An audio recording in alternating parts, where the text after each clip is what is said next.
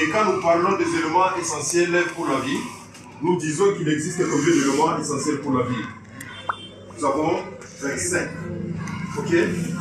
Ces éléments essentiels pour la vie sont des éléments que l'organisme a besoin en une quantité que nous avions appelée ici la quantité spécifique. C'est-à-dire, chaque organisme a une quantité d'éléments dont il a besoin.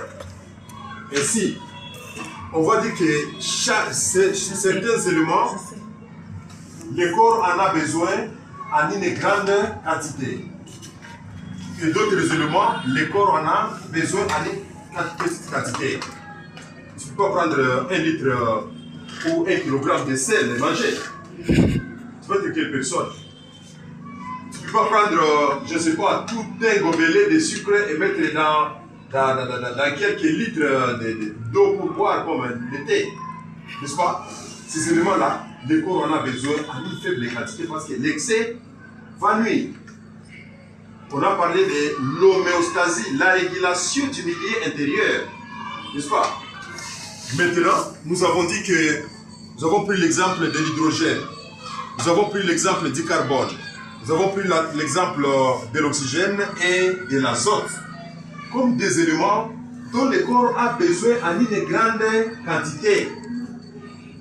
Pourquoi? Parce que ça forme les structures de base de ces composés. Nous avons par exemple les hydrates de carbone, carbohydrates, sont constitués du carbone, hydrogène et oxygène. Quand tu vois par exemple les protéines, carbone, hydrogène, oxygène et azote. Quand tu vas chez les lipides, tu vas trouver... Pardon? Azote, c'est en français, nitrogène, c'est en anglais. Tu comprends un peu ça? C'est ça l'essentiel de ce qu'on a en train de parler.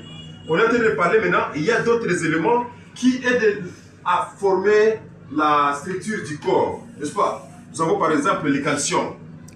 Le calcium, on trouve ça où? Dans les os. Si les os n'ont pas de calcium, les os deviennent comment? Fragiles. Deviennent fragiles. Nous avons parlé également du fer. Le fer que, vous voyez, il y a des marmites, même quand on les lave, vous sentez toujours qu'il y a l'odeur de pondou. Même si on a lavé comment, il y a toujours l'odeur de pondou, de feuilles de manioc. Pourquoi? Parce que dans les feuilles de manioc, nous avons ce fer. Et le fer, c'est pour fixer l'oxygène et le transport de l'oxygène dans le sang. Ça va? Tu comprends? Maintenant, tu comprends? Très bien.